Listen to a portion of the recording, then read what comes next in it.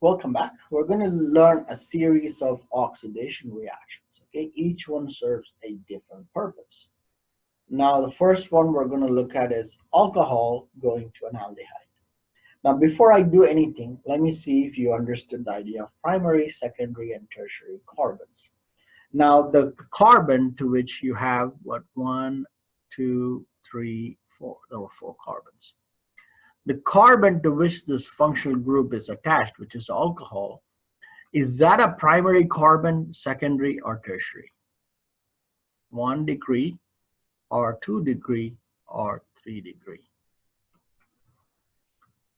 Good, it's a primary alcohol. Why? It's a bend, so the bend must contain 2 hydrogens, so it's a primary alcohol. So if it's a primary alcohol and it undergoes oxidation, you get an aldehyde. Now you can achieve the oxidation with either this or this. You got to remember both. Okay, I can ask you each one every time, or maybe on the quiz this, maybe on the homework this, maybe on the exam this. Both of these reagents achieve the same target. Okay, so if it's a primary alcohol, when it undergoes oxidation with one of these 2 reagents, it results in the formation of an aldehyde. So what do? Well, we basically write everything up to the carbon where the dot is. Well, aldehyde is, well, the double bond O happens in the terminal. Just put it there. Well, by default, you will automatically have a hydrogen, right? This is default.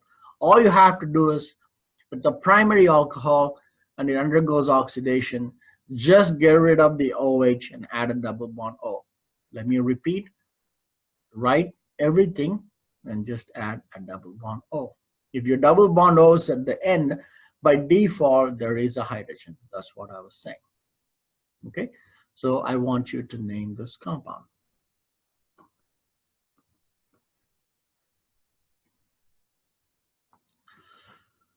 Let's look at its counterpart.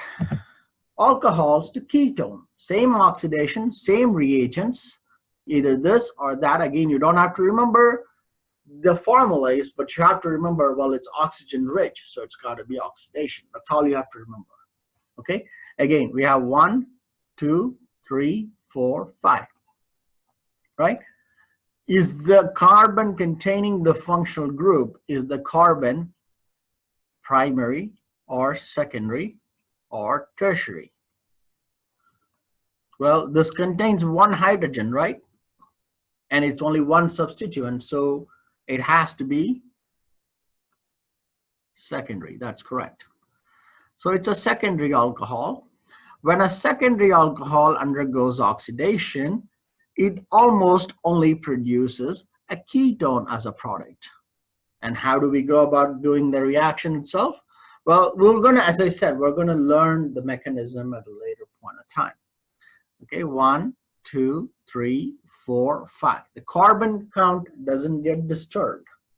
Okay, all you have to do is remove again the OH and add a double bond O. With the double bond O's in the terminal, there cannot be a hydrogen. Well, that's what in the end makes it a ketone. And I want you to name this compound. And that's the end of oxidation for aldehydes and ketones from alcohol. Okay, I got 2 more oxidation reactions to show you, so stay tuned.